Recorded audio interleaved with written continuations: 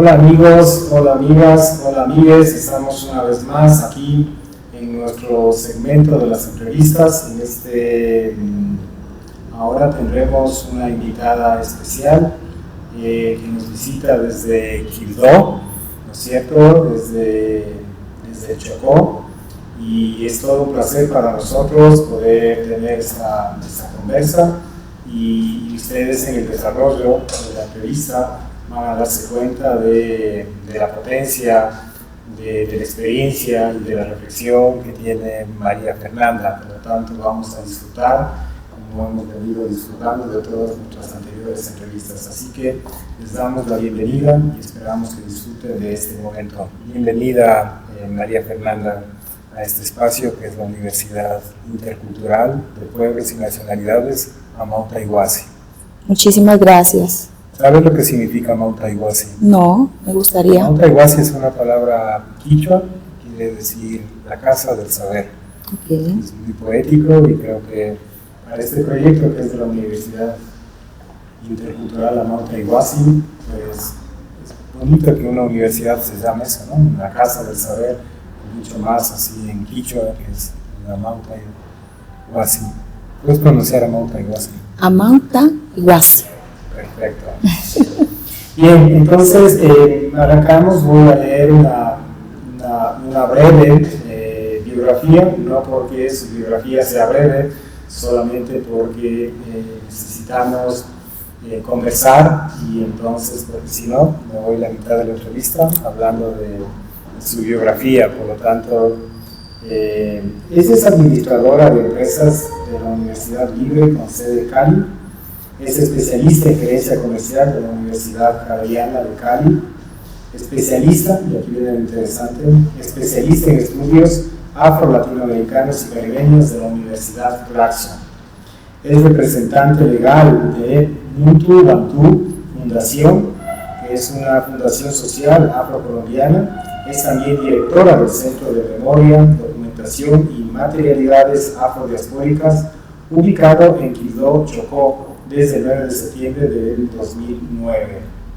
También es coordinador editorial de la casa Mamagú, ¿pronuncié bien? Mamagú, de la Fundación Muntu Bantu.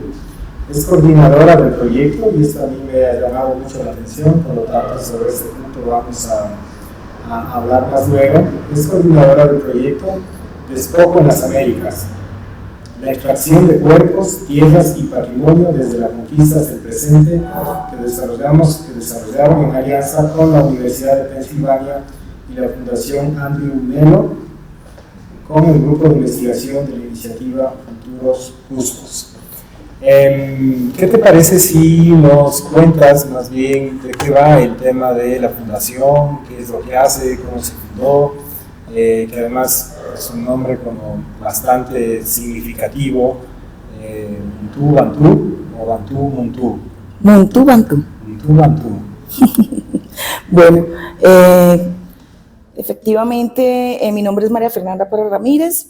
Vengo desde Colombia, del departamento del Chocó, el departamento con mayor población afrodescendiente en Colombia, y desde su capital, Quibdó, donde tenemos este centro de memoria afrodiaspórica, que está constituido como fundación legalmente, pero desde donde opera un centro de memoria, documentación y materialidades afrodiaspóricas, donde hacemos un recorrido en 700 metros cuadrados sobre una experiencia museística, donde narramos la historia de la gente negra, qué pasó, cómo pasó, cuándo pasó, quiénes fueron víctimas, quiénes fueron victimarios, qué pasó en África, qué pasó en ese viaje transatlántico entre 8 y 12 semanas, y cómo fue el arribo de esas personas secuestradas, convertidas en prisioneros y luego en esclavizados en América y el Caribe.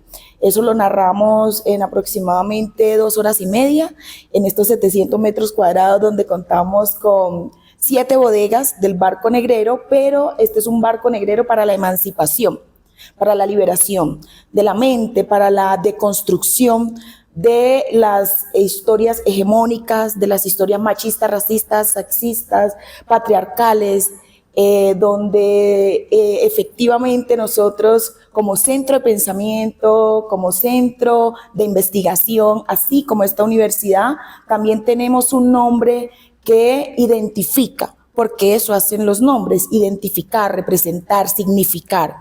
Entonces, así como esta universidad tiene un nombre tan interesante como centro de saber, nosotros como Muntu Bantú adoptamos ese nombre entendiendo que de África Occidental, de la región Bantú, fueron arrancadas la mayoría de las personas que llegaron a poblar el departamento del Chocó. Y ese es el Muntú, ese es el Bantú. Y el Muntú, entonces, para dar un poco la significancia de nuestro nombre, es esa espiritualidad, esa energía, esos saberes, ese intercambio de conexiones que nos hermana, como lo hizo la esclavitud, que nos hermanó en sentido de la solidaridad, que esto permitió que se generara aún entre nosotros los que somos descendientes de africanos traídos de diversos grupos étnicos, con unas luchas y con unas diferencias en África, pero todo lo que concurre en ese barco negrero y en las haciendas, en las plantaciones y demás, permite que de alguna manera se limen algunas asperezas y nos hermanemos teniendo entendido que vivimos las mismas situaciones de esclavitud, indistintamente de ser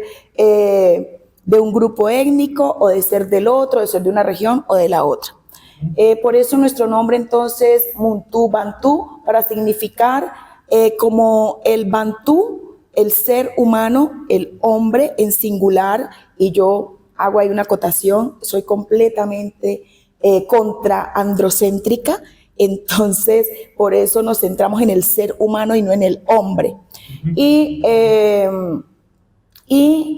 el Bantú y el Muntu, perdón, es esa energía que nos emana. Entonces, como nuestro cuerpo, nuestra alma, nuestro espíritu, es eso que nos conecta indistintamente de cualquier lugar del mundo donde vayamos con otra persona descendiente de africanos.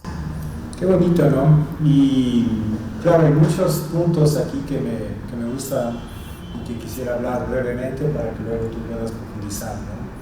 El hecho de poner los nombres también es una tradición obviamente de muchos pueblos, pero en nuestros pueblos, sobre todo en esta matriz africana, era muy importante, las personas tenían hasta 4 nombres, ¿no? Y claro, eso también fue un golpe muy fuerte al tema de la esclavización, de la esclavitud colonial, porque también fuimos despojados de esos nombres, y cuando nos despojaron de esos nombres también nos despojaron de nuestra subjetividad, nos despojaron de nuestra pertenencia. Bueno, digamos, supuestamente esa fue la intención de despojarnos, sin embargo, a través del Muntu, ¿no es cierto?, esta energía vital, como dice Manuel Zapata Olivera, ¿no? que además deberíamos de recomendar ese libro, ¿no? El árbol de la vida, que es un libro que en realidad les recomendamos para que puedan leer. En realidad es un testimonio de vida, y sobre todo es gracias al Muntu que nosotros logramos, digamos, sobrevivir a toda esa violencia, que logramos sobrevivir a todo ese holocausto, a todo ese genocidio que significó el tema de la esclavitud colonial. Por lo tanto, los nombres siempre fueron importantes porque marcaban una pertenencia, tenían su nombre, la pertenencia a la comunidad, marcaba su nombre en función del momento en que naciste, de acuerdo a la alineación del cosmos, es decir, unas cosas que son parte de la filosofía vital, parte de la filosofía de vida, por lo cual me gusta mucho que podamos sigamos con esa tradición de prestar atención, mucha atención a los nombres, porque los nombres significan y los nombres también nos dan una pertenencia, ¿no? Claro, el tema Bantú podríamos decir que es como eso, el ser, ¿no? Es decir, es como la persona, ¿no? Para no hablar en temas de hombre, porque claro, como siempre dice el hombre, y eso es resultado obviamente de todo este sistema machista, patriarcal, ¿no? Que siempre ha estado marcado y que nosotros deberíamos ir modificando. Me interesaba mucho lo que tú planteaste, ¿no? Sin embargo, yo siempre estoy en esa inquietud, ¿no? Cuando generamos centros de documentación, cuando generamos repositorios, y sobre todo cuando generamos repositorios en los mismos territorios, yo me pregunto siempre cómo combinamos, porque al final muchas comunidades son por sí mismas ya unos centros de documentación, ¿no?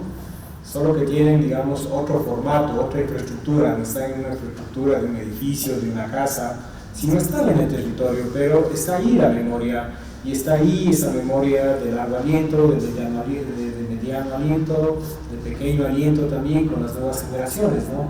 Entonces, ¿cómo miramos ese tema de que las comunidades por sí mismos ya son centros de memoria, centros de documentación? Bueno, eso es empezar a reivindicarnos desde adentro y es entender que no podemos seguirnos leyendo ni leer el territorio desde la óptica occidental, sino es precisamente desde la óptica del territorio, desde esa visión holística que tenemos nosotros dentro de esa comunidad y la construcción, incluso interétnica, que logramos afirmar entre pueblos que no eran hermanos, pero que se convierten en aliados y en hermanos, y lo que sucede con los pueblos indígena y afro. Entender esa autonomía que tenemos. La gente dispersa un poco porque es muy fácil no conectarse y ser insensibles ante la realidad y la naturalidad que tiene una población o un grupo étnico y cómo ha ido esto emergiendo, ¿cierto? Y cómo esto ha generado unas transformaciones, pero desde la integración en esos grupos que conviven dentro del mismo territorio. Para nosotros siempre lo es, lo validamos, lo entendemos, lo reconocemos y lo respetamos. De hecho, desde Montubantú, una de nuestras consignas es aquellos investigadores que vienen fuera del territorio y van al territorio a absorber información, digamos, vamos a decirlo como es, hacer extractivismo epistemológico. Nosotros lo que pedimos principalmente es que eso no se convierta en una práctica extractivista, sino en un reconocimiento del saber otro que hay en el territorio y entender esas dinámicas propias que se generan ahí desde el valor, desde la dignidad, desde el respeto. Entendiendo así que si una persona de afuera llega porque trazó una línea de investigación y es necesario ir a la fuente, y la fuente es el territorio, ¿cierto? Entonces, cuando se dé una compensación económica, un reconocimiento, debe de estar reconocido el territorio y la fuente de la información. Es decir, no podemos seguir habilitando el quedarnos con una información y hacer esa apropiación de ese conocimiento de la gente que está en el territorio. Voy a referirme principalmente a los mayores, porque son las principales fuentes de esa información y quienes la van bajando a nosotros y asimismo va llegando a las presentes y futuras generaciones. Pero fuente de información es el territorio en sí, y el territorio en sí está compuesto por la fauna, por la flora, por la gente y por cada una de las cosmologías que se mueven en él, por cada una de esas costumbres que se mueven en él, que se desarrollan y que emergen desde ahí. Es interesante porque ahora leía un texto, ¿no? Un texto de un intelectual indígena que ahora está, no quiero ponerlo en esos términos, pero digamos, está de moda, pero no es porque se ha puesto en moda ni porque él ha asumido una actitud para estar en moda, ¿no? Su pensamiento siempre ha estado presente, siempre ha estado ligado. Entonces digamos que por sí lo están reconociendo, para no decir que está de moda. Sí, lo que pasa es que ahora todo el mundo le anda citando todo el mundo acaba de ingresar a la Academia de Literatura en Brasil, ¿no? Lo cual eso es un hecho muy significativo, porque hay muy pocas personas, si no es la única persona indígena que está formando parte de estos círculos que son como muy coloniales, ¿no? Muy coloniales. Entonces sí, estoy de acuerdo contigo que ahora está recibiendo esa visibilización, está recibiendo ese merecido reconocimiento, ¿no? Él hablaba, ¿no? De hecho se llama Ailton Krenak, ¿no? Y Ailton Krenak es porque es su comunidad, es una comunidad igualmente que Quibdó, es una comunidad de río, ¿no? Que es muy interesante, ¿no? Pero bueno, él lo que planteaba es que hay un cuestionamiento a todo este sistema occidental a partir de esto de la modernidad, ¿no? Él critica mucho la modernidad, pero me gusta porque él plantea como una humanidad, ¿no? Obviamente luego él desestructura esa humanidad porque dice que es una falsa humanidad esa, ¿no? Y él, claro, sobre esa falsa humanidad pone su filosofía de humanidad, que es lo que tú estabas hablando, es decir, una humanidad que está ligada en esa comunicación no solamente entre humanos, sino entre no humanos, ¿no? Y en esa concepción integral vas entendiendo los sentidos de la vida, que al final esa es la finalidad de los territorios, de las personas, de la trascendencia también. Entonces, lo que tú acabas de mencionar ahora, ¿no es cierto? Es decir, cómo nosotros trascendemos a través del territorio, y es por eso esa defensa del territorio que nosotros la tenemos tan fuerte, ¿no es cierto? Pero ese territorio se convierte en territorio porque hay una memoria también ahí, ¿no? Es decir, hay una memoria que se está recreando.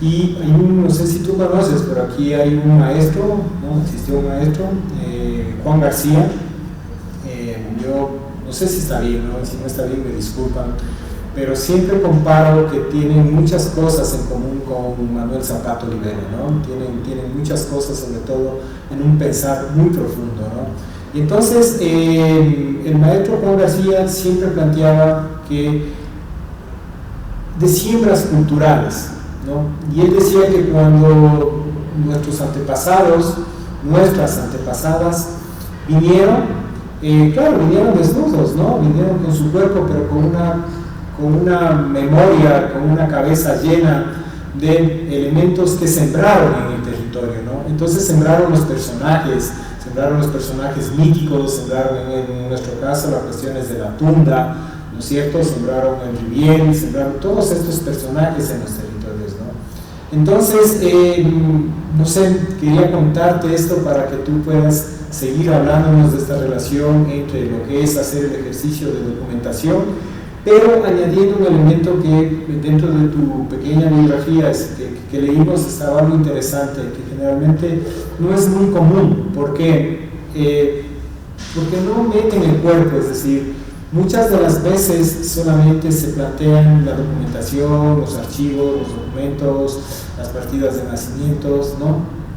¿Y qué es lo que pasa con esos cuerpos que son donde al final está habitando esas memorias, ¿no? Y yo veía aquí que estaba como muy presente el tema del cuerpo con la memoria. Entonces, no sé si puedes hablarnos un poquito sobre esas relaciones. Bueno, el cuerpo en sí es un ente político. Si no hay cuerpo, y haciendo referencia no solamente al cuerpo humano, ¿cierto? Siguiendo en esta visión holística y viendo a la creación como parte de este cuerpo o esta cuerpa, en caso mío, como mujer feminista, ¿verdad? Todo lo que atraviesa el territorio se manifiesta en las vidas que habitan en él. Todo lo que atraviesa el territorio se manifiesta en las vidas que habitan en él.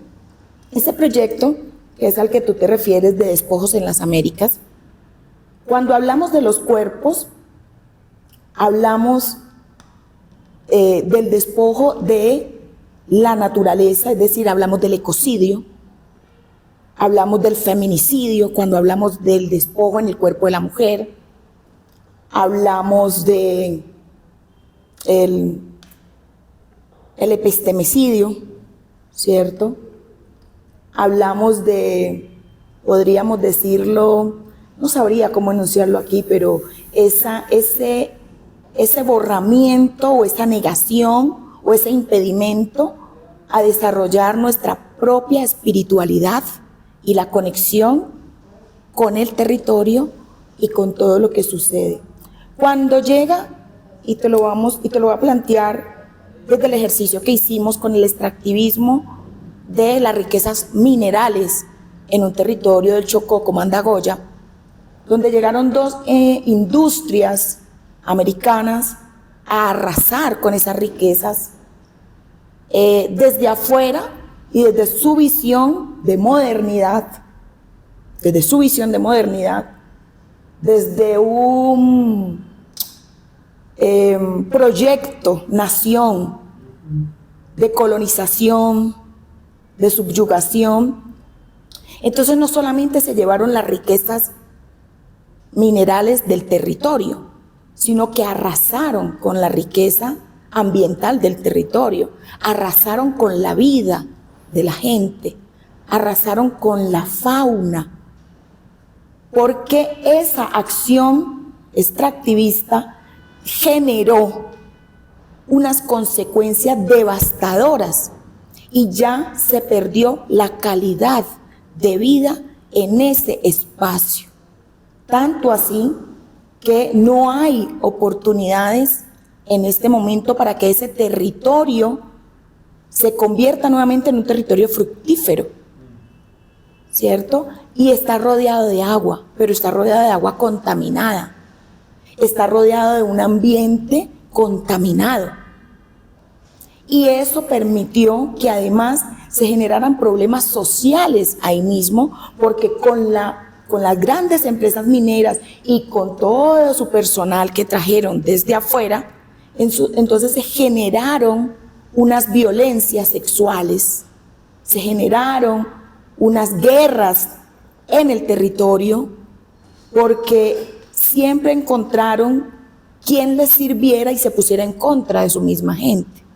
Eso generó una jerarquía, unas clases medias entre la misma gente negra que impedía el desarrollo, porque había primero un interés personal antes que velar por el interés colectivo.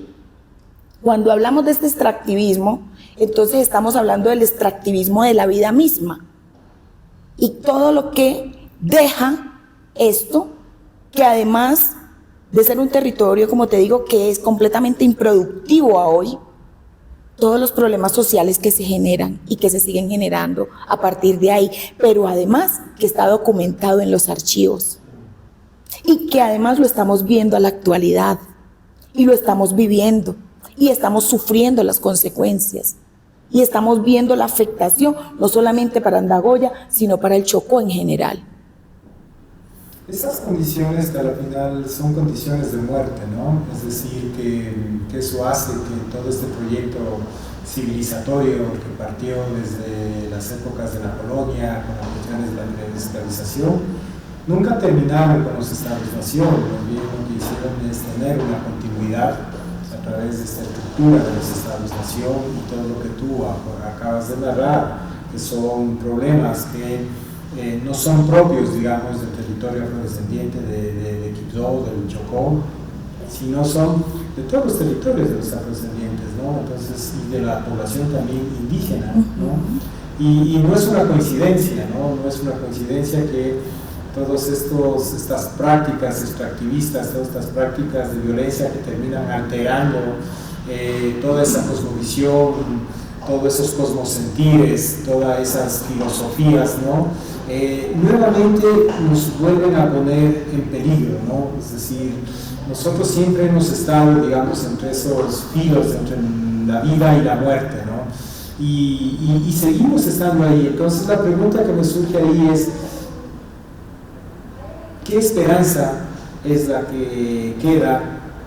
¿Qué esperanza es por la que hay que no pelear? Porque sabemos por lo que hay que pelear, pero ¿cuál es la esperanza que queda en el Chocó para poder enfrentar toda esa situación?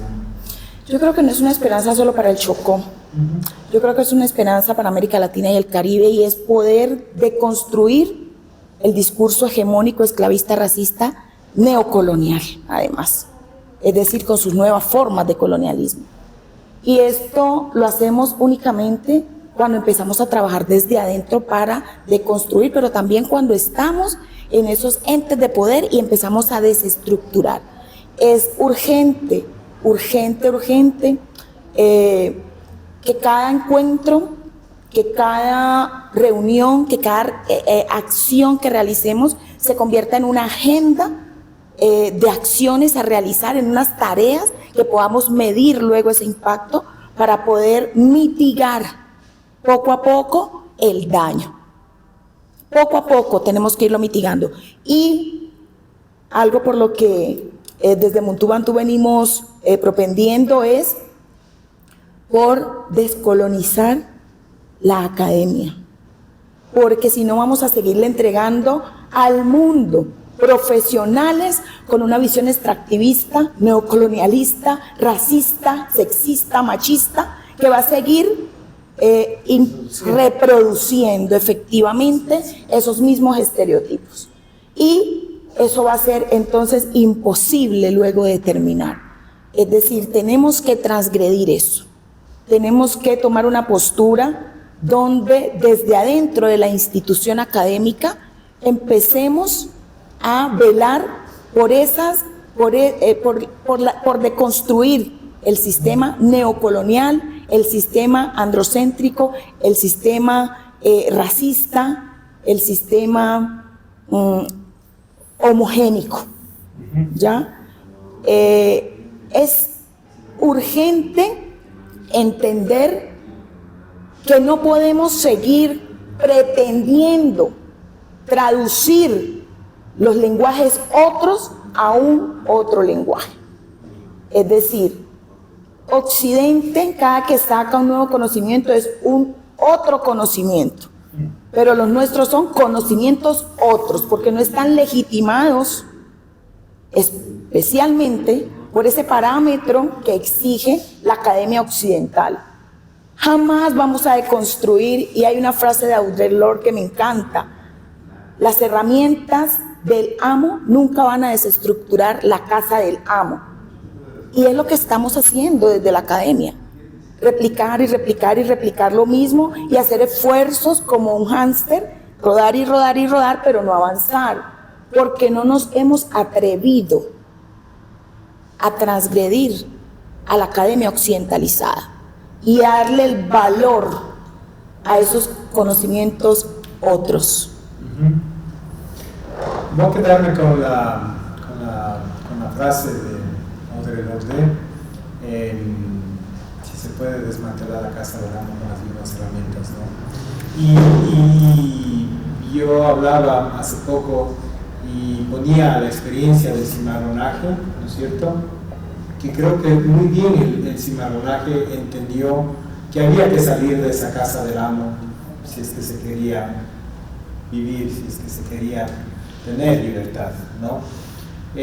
Porque, claro, eso tampoco desconoce ciertas prácticas, digamos, libertarias que se generaron dentro de la gente que se quedó en la casa, que a veces también establecieron ciertas alianzas y que ayudaron a procesos de luchas con los palenques, ¿no?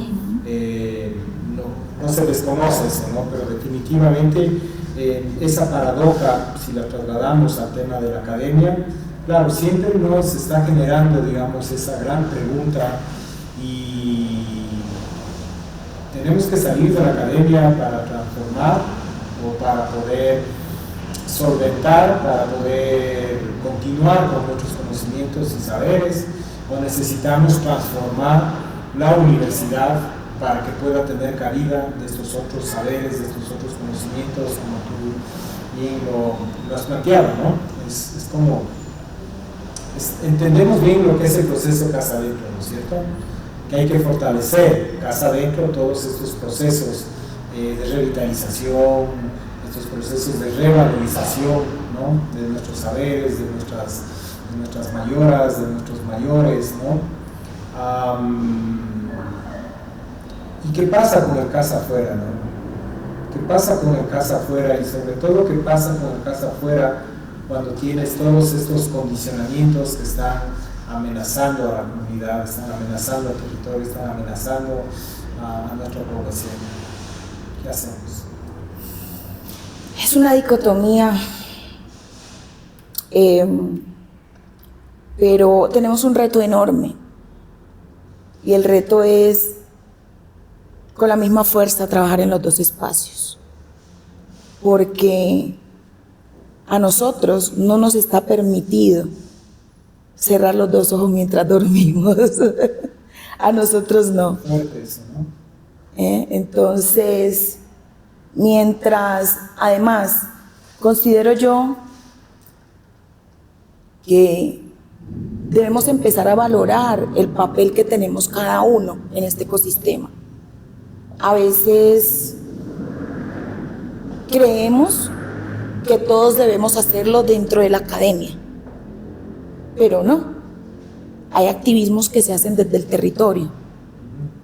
Hay activismos que se hacen no desde la academia ni desde el territorio, sino desde las artes, que es la manifestación de una cuerpo a un cuerpo, haciendo una apuesta para deconstruir y llevar a través de otro lenguaje, ¿cierto?, esos saberes otros, ¿ya? No todos leemos de la misma manera, no todos aprendemos de la misma manera. Entonces es ahí donde nosotros debemos encontrar esas grandes fortalezas diversas y ponerlas en articulación para poder que todos, desde el mayor hasta el infante, lo podamos entender y empezar a deconstruir y empezar a deshacernos de ese chip. No es fácil, pero es una labor que quienes la hemos empezado debemos ser mentores, abrazar a los que están empezando, pero además debemos volvernos unos replicadores para poder llevar o cumplir con una misión que nos pertenece y que es la de alfabetizarnos, la de poder enseñarle a aquellos que han estado de espalda a su historia para entender el por qué debemos hacer estas luchas, estos esfuerzos. ¿Por qué es que se reúne una cantidad de intelectuales a hablar de esto y hablar de lo otro? Y yo acá no he sentido el racismo. Pues resulta que el racismo no es para una persona, es para un grupo étnico. Y cuando discriminan a una persona afro o indígena, no están discriminando a esa persona como sujeto, como ser, sino a todo el grupo étnico, ¿ya? Entonces, nosotros tenemos la gran misión de compartir la necesidad y establecer esos lugares que nos unen para luchar juntos, para unirnos a derribar la casa del amo, bien sea desde adentro o desde afuera.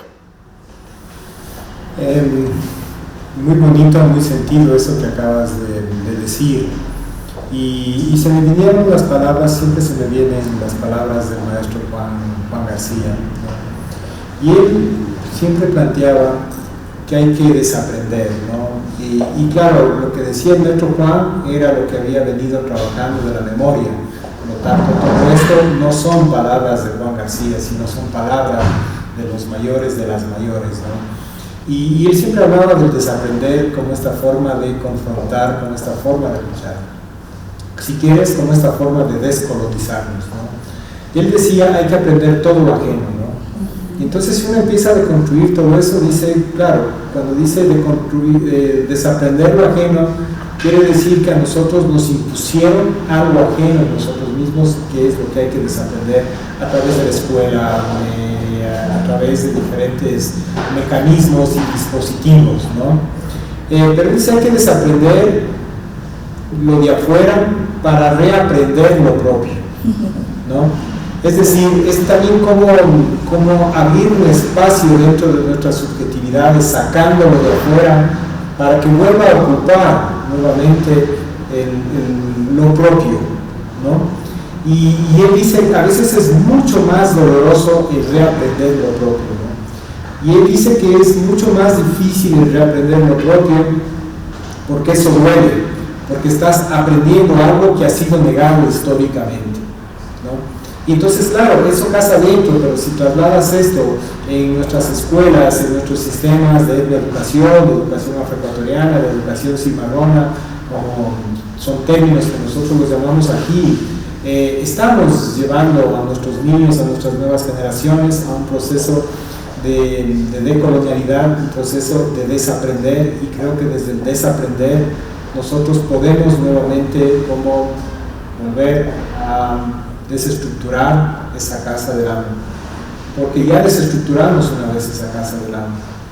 No es que nunca desestructuramos esa casa, ya desestructuramos esa casa del amo. Esa casa del amo se ha vuelto a reestructurar y por lo tanto tenemos que volver otra vez a desestructurar, a derrumbar esa casa.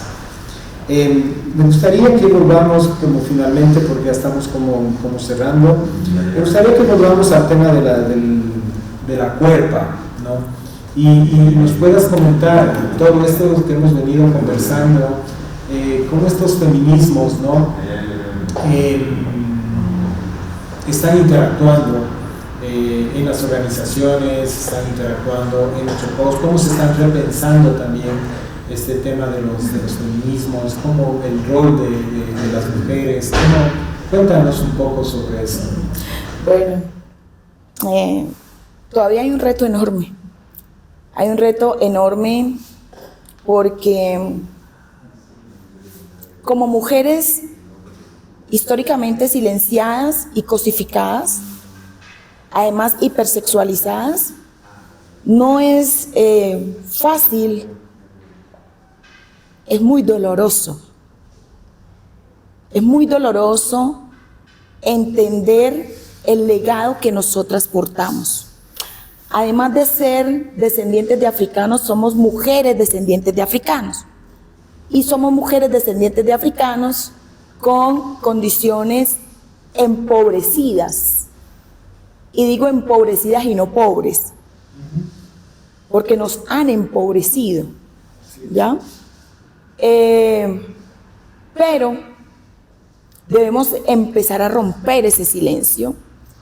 Y debemos de llorar las lágrimas con el dolor que sea, pero levantarnos, resurgir de ahí y no quedarnos en el dolor, sino encontrar una manera de inspiración para poder construir nuestra propia voz. Y nuestra propia voz la construimos en la medida que vamos conociendo esta historia y que vamos siguiendo a esas referentes y a esos referentes, a quienes han hecho primero el trabajo para nosotros entender hacia dónde debemos ir y el por qué debemos caminar hacia allá, pero también cuáles son esas estrategias que debemos utilizar desde nuestro punto de enunciación.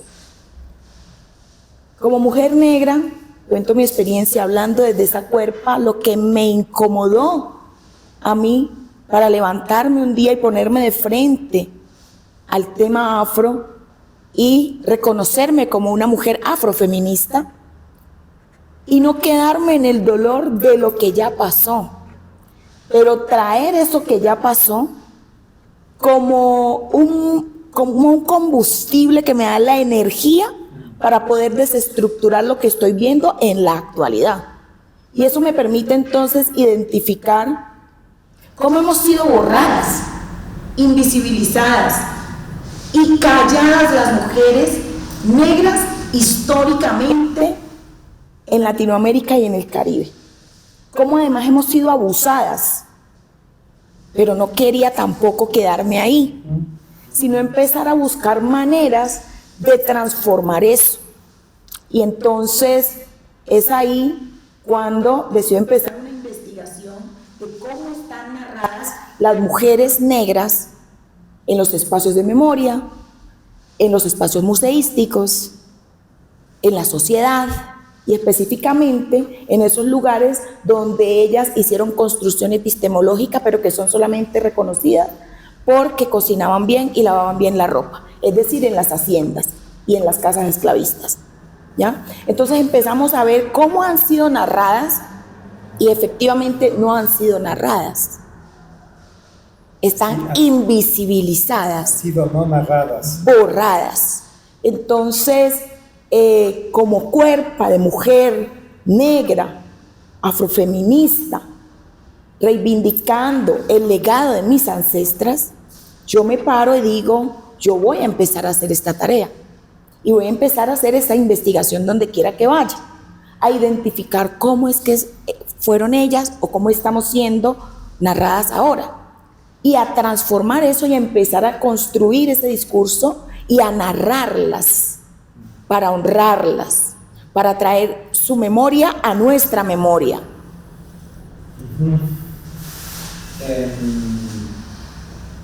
Este proceso de transformar también es una manera de sanar, ¿no? Es una manera de sanación académica, ¿no? Y es una manera también de autorrepararnos a nosotros mismos, a nosotras mismas, ¿no?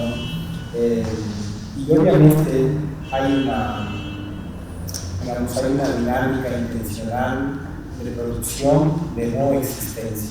No solamente se produce existencia, sino que también se produce no existencia, esto que tú has estado comentando, que has estado hablando, ¿no es cierto?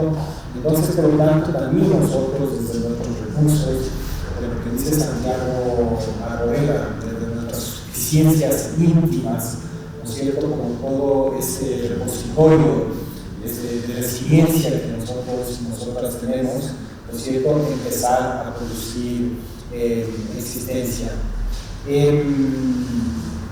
Quisiera finalmente yo solamente hacer mención a un texto de que estamos hablando de cuerpas, de Bell Hooks, ¿no? Es algo que Bell Hooks, me encanta. me parece mucho y también me llega mucho, ¿no? Y nunca para enseñar a transgredir. Y creo que si nosotros no transgredimos definitivamente, no vamos a lograr, no vamos a poder vivir sabroso si no transgredimos. Necesitamos transgredir para poder vivir sabroso, como dice García Márquez. Efectivamente. Y una forma de transgredir entonces me lleva a mí, como directora del único centro de memoria, documentación y materialidad afrodiaspórico de Colombia, a crear la sala de los feminismos negros y decoloniales, donde estamos en contra de todo afroepistefeminicidio, una palabra extraña, ¿verdad? Sí. Pero reúne todas las violencias diversas que recibimos las mujeres, y quienes se reconocen como mujeres diversas, todas las violencias están reunidas en esa palabra, afroepistefeminicidio. Estamos en contra de todo afroepistefeminicidio, ¿ya? Porque respetamos y dignificamos el reconocimiento de los otros seres, de las otras mujeres, de las otras cuerpas, ¿ya? Esa es una forma de transgredir desde un lugar y con la iniciativa y el acompañamiento del creador de este espacio, Sergio Mosquera, y mía como María Fernanda, directora de ese espacio. De esa forma estamos haciendo una transgresión a todo este sistema de dominación, de patriarcado, de sexismo, de racismo y de androcéntrico. La interseccionalidad. Nada que decir, nos quedamos con esas últimas palabras, pero también con las primeras y con las del medio, nos quedamos con toda esa reflexión profunda, con ese sentipensar. Creo que nosotros también hemos ido aprendiendo y reaprendiendo también a poder pensar desde la experiencia, a poder pensar no solo desde esa racionalidad, sino también a poder pensar desde la palabra de los mayores, desde la palabra de las mayores, y como tú dijiste, es como una de las mejores maneras para poder honrar esa memoria. Muchísimas gracias. Gracias.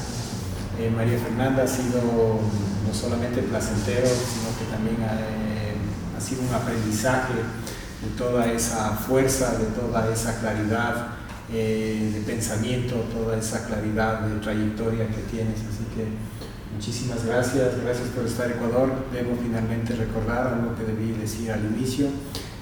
María Fernanda está aquí en Ecuador porque está asistiendo al encuentro, al primer encuentro internacional de centros de estudios afrodescendientes, que lo vamos a celebrar en el territorio ancestral del Valle del Chota, y vamos a estar ahí y vamos a seguir conversando, y también les queremos invitar para que nos acompañen a toda esta programación de este evento, que pueden encontrarlo en las redes, y pueden encontrar la información en la Universidad también de la Monta Iguazú. Finalmente decir que todo esto que hemos estado hablando lo estamos implementando en la Monta Iguazú, ¿no? Está fortalecendo, reivindicando otros conocimientos, otros saberes, y entonces nos da gusto saber que puedas estar aquí, no solamente en Ecuador, vas a estar en nuestro territorio, pero también en nuestra universidad, que es lo que está haciendo ahora. Muchísimas gracias a la universidad y muchísimas gracias al Centro de Investigación, a ustedes por la acogida, a Ecuador, encantada, a mis hermanos afrodescendientes e indígenas, que vamos a seguir resistiendo, insistiendo y persistiendo. Un abrazo. Transgrediendo. Y transgrediendo. Efectivamente. Gracias. A ustedes.